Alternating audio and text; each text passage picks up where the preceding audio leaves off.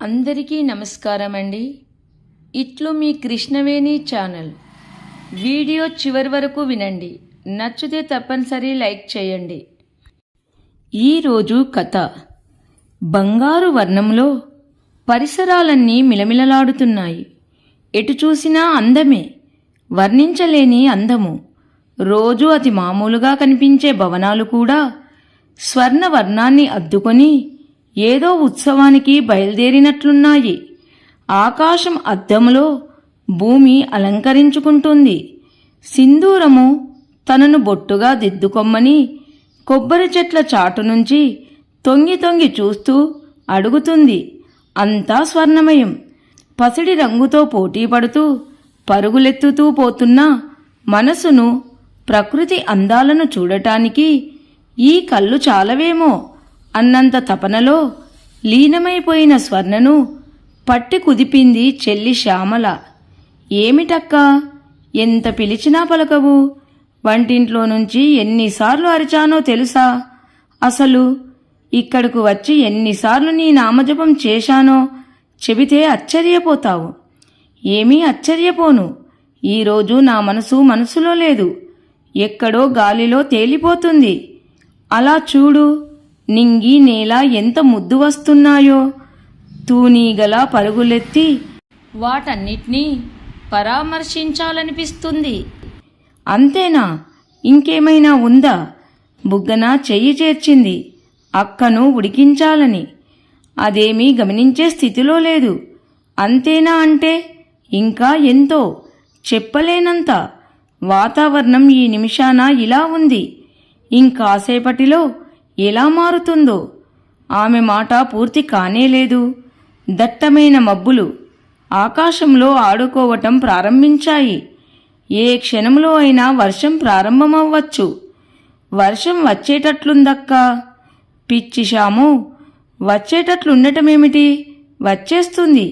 నా మనసులో వర్షము ఎప్పుడో ప్రారంభమైంది. ఇక ఇక్కడే చినుకు చినుకుగా ప్రారంభమో అంతమో తేలినంతగా ఒక్కసారే బోరున వర్షము. అంత చలిలో ముఖం కడుక్కుంటున్న అక్కను వింతగా చూస్తూ, ఏమిటక్కా, ఎక్కడికైనా ప్రయాణమా అడిగింది. మెల్లగా అడుగుతావేం? ప్రొద్దున్నుంచి ఆట పట్టిస్తావని దాయలేక చస్తున్నా. దళిత కవి మధుకర్ ఈరోజు మన పల్లవి ఆడిటోరియంకి వస్తున్నారు అంది ముసిముసిగా నవ్వుతూ. అయితే ఇంత వర్షంలో వెళ్తావా? మానమన్నా మానదని తెలుసు. అక్కకి అతని కవిత్వమంటే పిచ్చి. అమ్మా నాన్నలు చెప్పినా వినదు. ఈరోజు తమ ఇంట్లో యుద్ధమే. ప్లీజ్ శ్యాము, అందర్నీ ఎలా మేనేజ్ చేస్తావో నాకు తెలియదు. నేను వెళ్ళవలసిందే. గొడుగు వేసుకొని వెళ్తాను. ఈ గాలికి గొడుగు కూడా ఆగదక్కా. శ్యాము, టైం వేస్ట్ చెయ్యకు. తుఫానుగా మారినా తప్పక వెళ్తాను. వేడివేడిగా కాస్త కాఫీ నా గొంతులో పోస్తే బంగారు చెల్లివని బిర్దిస్తా. పేరంటానికి వెళ్లిన తల్లి వచ్చేలోపే జారుకోవాలని 10 నిమిషాల్లో చకచకా తయారయ్యింది. కాస్త టిఫిన్ తినక్క, వేడివేడిగా ఉప్మా చేశాను అంది శ్యామల బ్రతిమాలుతూ. లేదు చెల్లి, నాకేమీ తినాలని లేదు. మధుకర్ చేసే ప్రసంగము, అతను చదివే ఒక్క కవితతో సంవత్సరమంతా తిండి తినకుండా బ్రతికేయొచ్చు. అతని కవిత్వంతో నీకు టచ్ లేక నువ్విలా ఇబ్బంది పెడుతున్నావు. అది తెలిస్తే వెంటనే నన్ను పంపించేస్తావు. సరే తల్లి, వెళ్ళు. నా తిప్పలు నేను పడతాను. ఆ కవిత్వంలో పడి ఇంటి సంగతి మర్చిపోకు. 9 కల్లా వచ్చేసాయి. అది దాటితే అమ్మని ఊరుకోబెట్టడం నా వల్ల కాదు. చెల్లి మాటలు గాలిలో వెనుక వస్తూనే ఉన్నాయి. గొడుగులోంచి తల బయటికి పెట్టి టాటా చెప్పేసింది. గాలిలో తేలుతున్నట్టి నడక. ఎంతసేపు ఎదురుచూసినా బస్సు రాదే. ఎప్పుడూ పిచ్చి కుక్కల్లా ఎడాపెడా తిరుగుతూనే ఉంటాయి. ఈరోజు ఒక్కటి రాదేం? తన ఆత్రంలో పడి తనని గమ్యం చేర్చే వాహనాన్ని ఒక పిచ్చి కుక్కతో పోలుస్తుందని ఆమె పిచ్చి మనసుకు ఇప్పుడు తెలియదు. ఆమె అణువణువు కవిత్వం కోసం అందరూ చెవులు కోసుకుంటారు. కాని ఈమె ప్రాణాలిమ్మన్నా అడగకపోయినా ఇచ్చేస్తుంది. అందుకే వాళ్ళింట్లో ఆమెకు కవిత్వం పిచ్చి అనే బిరుదిచ్చారు. ఒక పక్క వర్షము ఇంటి దగ్గర నుండి 4 అడుగులు వేయగానే గొడుగు 10 అడుగుల దూరము పరుగులు. ఎలాగైతేనేం దానిని అందుకొని మడిచింది. అస్తభూషణంగా చేతిలో ఉంది. కానీ ప్రయోజనం శూన్యం. శుభ్రంగా తడిసిపోయింది. చలి, విపరీతమైన చలి. వెచ్చటి ఊహగా మధుకర్ ఆలోచన. ఎలా ఉంటాడు? తెలుగు లెక్చరర్లా ఎర్రగా ఉంటాడా? అందముగా ఉంటాడా? అయినా అతను ఎలా ఉంటే ఏం? అందమైన కవిత్వం మాత్రం అతని సొంతం. అదే కదా తనకు కావలసింది. తనను తానే మందలించుకుంది. సర్వీస్ ఆటో వస్తోంది. ఆగగానే బేరం అడగకుండా ఎక్కి కూర్చుంది. సెంటర్ అంటూ. మామూలుగా అయితే ఆటో వాళ్ళు లొంగుతారు. కానీ ఇలాంటప్పుడు వాళ్ళదే పై చెయ్యి.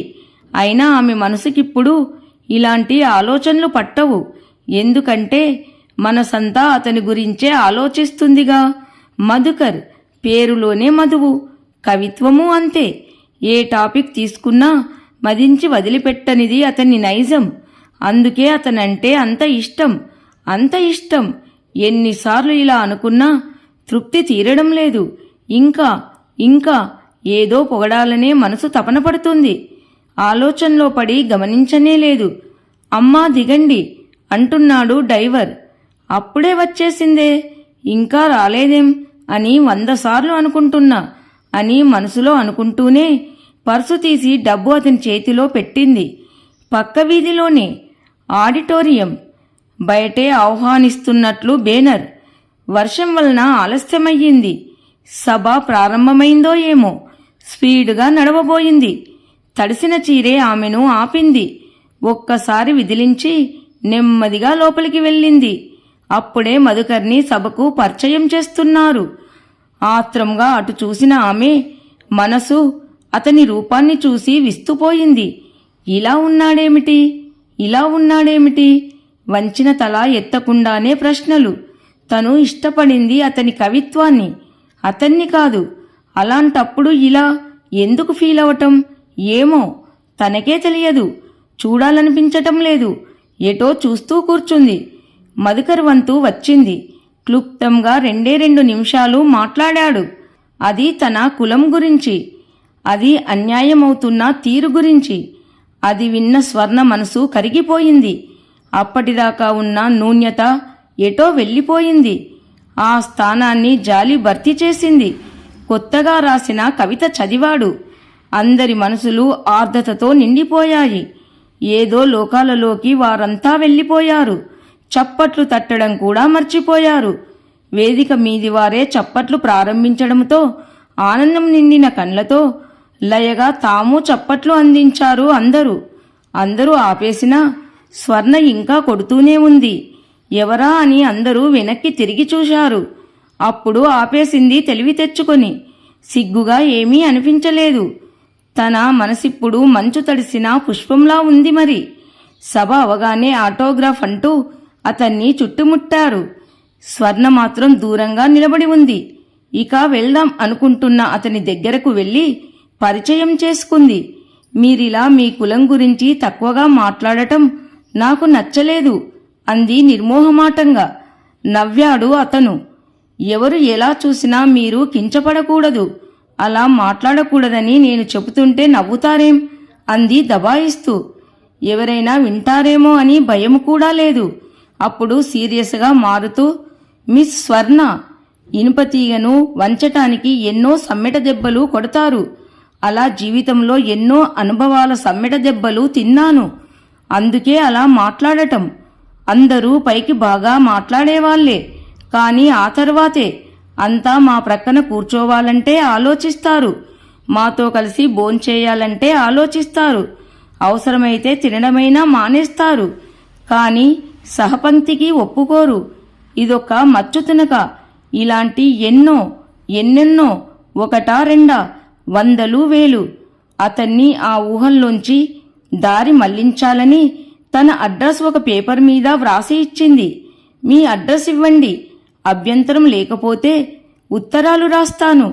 తప్పకుండా ఇంతవరకు మీలా మనసు విప్పి మాట్లాడిన వాళ్ళని నా జీవితంలో చూడలేదు. ఇక మీరు కలం స్నేహం చేస్తానంటే కాదంటానా అంటూనే జేబులో పెన్ను తీసుకుని పేపర్ మీద అడ్రస్ రాసిచ్చాడు. మధుకర్ వెళ్దామా? చనువుగా అతని భుజం మీద చేతిని వేసి అడుగుతున్నాడు మిత్రుడు రహీం. నమస్కారమండి అంది 2 చేతులు జోడిస్తూ. స్వర్ణ నా అభిమానట అని పరిచయం చేశాడు మధుకర్. అటా కాదు, అభిమానినే. ఇప్పటిదాకా మీరు రాసిన పుస్తకాలన్నీ మీ దగ్గర ఉన్నాయో లేదో తెలియదు, కానీ నా దగ్గర ఉన్నాయి. అదే సాక్ష్యం. వాడు ఒప్పుకోకపోయినా నేను ఒప్పుకుంటాను స్వర్ణగారు అన్నాడు రహీం. థ్యాంక్స్ అండి, మీరైనా నన్ను అర్థం చేసుకున్నారు అంది. మధుకర్ని ఆడవాళ్లతో ఎలా మాట్లాడాలో తెలియదు అన్నట్లు ఒక వీరలుక్కు చేశాడు. అప్పుడు టైం చూసుకుంది. 9:30.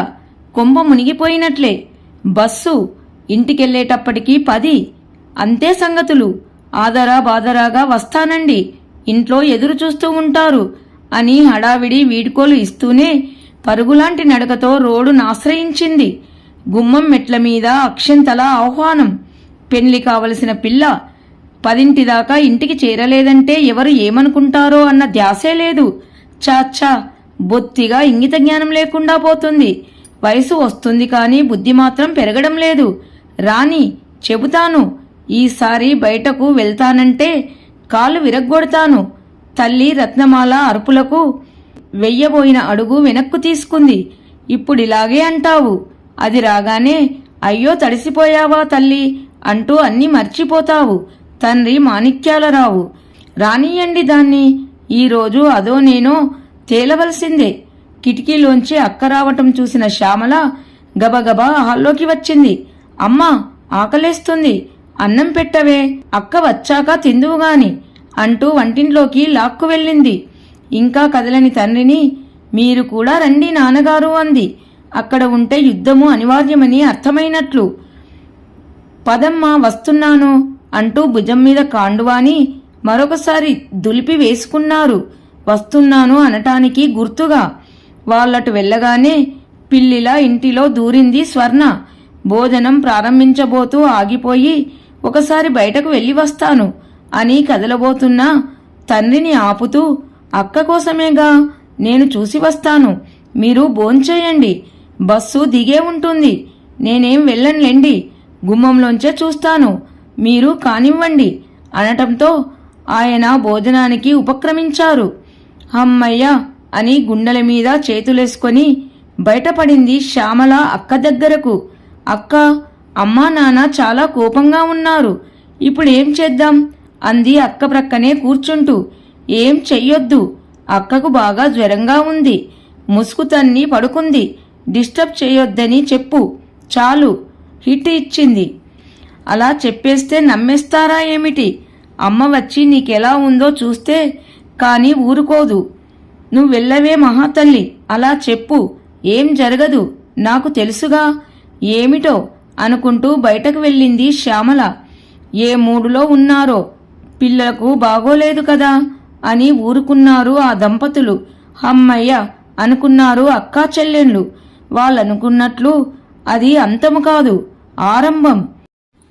ఆ రోజు నుంచి ఉత్తరాల కార్యక్రమము ప్రారంభమయ్యింది. దానికి ఇంట్లో మరో సంగ్రామం జరిగింది. వీల్లేదు పొమ్మన్నారు. స్నేహితురాలి అడ్రస్ ఇచ్చి అక్కడకు ఉత్తరాలు వచ్చే ఏర్పాటు చేసుకుంది స్వర్ణ. శ్యామలకు మాత్రమే చెప్పింది. ఇంట్లో కాస్తంత సపోర్టు వచ్చేది ఆమె దగ్గర్నుంచే కాబట్టి. అసలే భావుకుడు, అందులో ఉత్తరాలు రాయటంలో నేర్పరి. మధుకర్ తన లెటర్సులో మధువుని నింపుతున్నాడేమో అనే అనుమానం వచ్చేది ఒక్కొక్కసారి స్వర్ణకు. కాలం మారిందిగా. మన్మధుడు బాణాల బదులు ఉత్తరాలను ఎంచుకున్నాడు. మొదట్లో స్నేహంగా ఉన్న ఆ పరిచయం అతి కొద్ది రోజుల్లోనే ప్రేమగా మారింది. అక్కడి నుంచే మధుకర్ అనే పదము వింటే చాలు నాగస్వరం విన్నా నాగుబాములా నాట్యమాడేది మనసు. పేపరు తీసినా, రేడియో విన్నా, టీవీ చూసినా ఆ పదం వినిపిస్తే చాలు చెవులు కళ్ళు అప్పగించేసేది. వాళ్ళకెన్ని అన్యాయాలు జరిగిపోతున్నాయో అని కుమిలిపోయేది. వాళ్ళు మనలాంటి మనుషులే కదా, వాళ్ళని మాత్రం ఎందుకు దూరంగా ఉంచుతారు? వాళ్ళని ఎందుకు మన ఇంట్లోకి రానివ్వము? గుడిలోకి వెళ్ళకూడదంటారేం? మన చెరువుల్లో నీళ్లు కూడా తాగనివ్వరేం? వాళ్ళకి అన్యాయం జరిగినా పట్టించుకోరేం? ఎంతమంది అమ్మాయిలు బలి అయిపోతున్నా పట్టించుకోరేం? ఇలా ఎన్నో రకాల ప్రశ్నలు ఆమెలో ఆలోచనలను నిద్రలేపేవి. దానికి తోడు మధుకర్ ఉత్తరాలలో రాసే విషయాలు ఆమెను కలిచివేసేవి. ఊరి చివర చెరువులో ప్రక్కనే మా ఇల్లు, అదే మా గుడిసె. దాహం వేస్తే త్రాగడానికి చుక్క నీరు కూడా ఉండదు మా చెంత. అదేమిటో పంచభూతాలు అందరివే అంటారు, కానీ మేము మాత్రం వాటిని అనుభవించటానికి మాత్రం అందరి అనుమతి తీసుకోవలసిందే. కాదంటే కడుపు కాల్చుకోవలసిందే. దప్పికతో దాహం తీరక ఊపిరి ఆగిపోవలసిందే. మా బ్రతుకులింతే. చిన్నప్పుడే స్కూల్కి వెళ్తానంటే బాకీ ఉన్నామురా అంటూ అయ్యా తనతో పాటు పనిలోకి తీసుకెళ్లాడు. బడి అంటే తెలియకుండా పోయింది.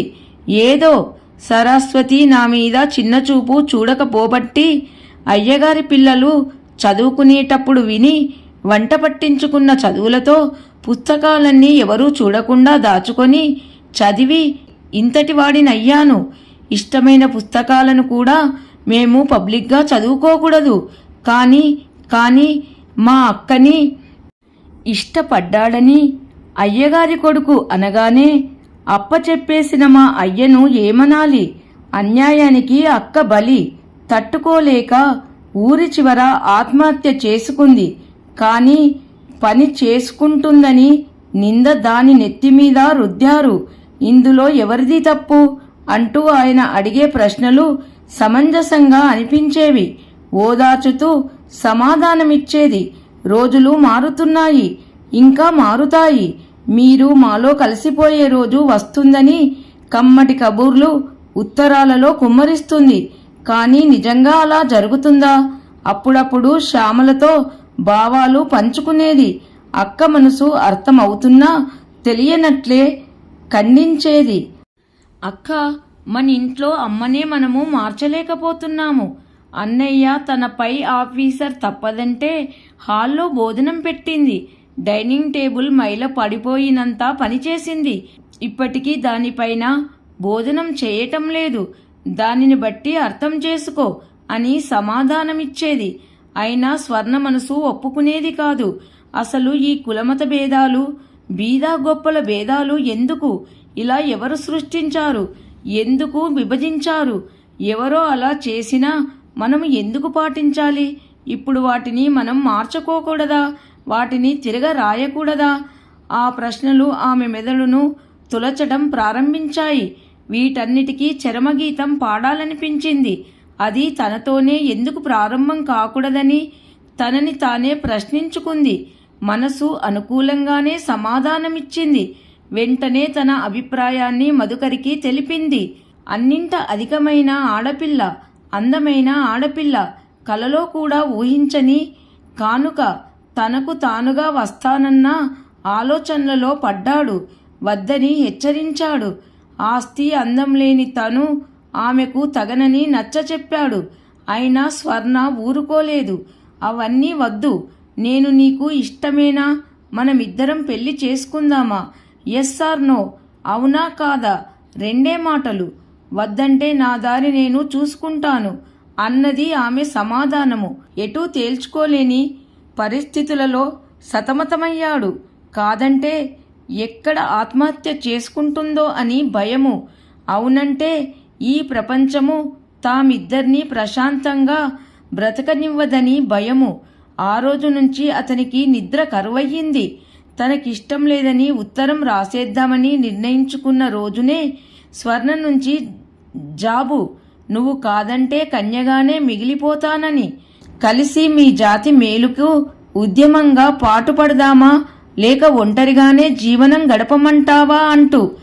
ఇక అప్పటిదాకా ఆనకట్ట దగ్గర ఆగిన ఆలోచనలు, అణిచి ఉంచిన ఊహలు ఉప్పెనలా ఉరికాయి.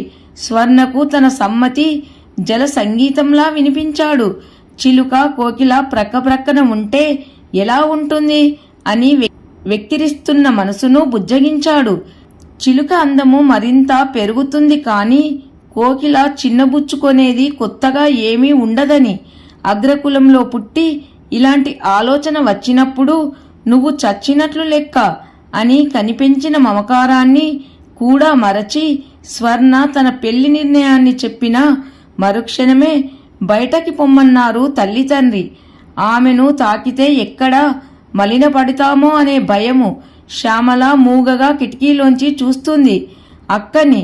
ఇక తాము పూజించే భగవంతుడే అండగా నిలబడాలని అర్థిస్తూ ఇలాంటిది ముందే ఊహించిన మధుకర్ ఆమె చేతిని అందుకున్నాడు అపురూపంగా. ఆమె తలను తన హృదయానికి హత్తుకుంటూ, మరి అది మల్లెపువ్వు కంటే స్వచ్ఛమైనది. ఆ హృదయపు తోటలో ఆమె మహారాణి. ఆ ఒక్క హృదయానికే కాదు, తాను చేరువ అవ్వదలిచిన అందరికీ మహారాణి. మధుకర్, స్వర్ణ తాము అనుకున్నట్లుగా తోటివారి మేలు కోసము కొన్ని కార్యక్రమాలు చేపట్టారు. వారిలో విశ్వాసం కలిగించారు. అందరినీ కలుపుకుంటూ అందరి మేలు కోసము పురోగతి దిశగా అడుగులు వేశారు. వారి ప్రస్థానము కొనసాగుతూనే ఉంది. కథ సమాప్తము. నచ్చితే లైక్ చేయండి. కథ పేరు ప్రేమ ఎంత మధురమో. అందరికీ ధన్యవాదములు.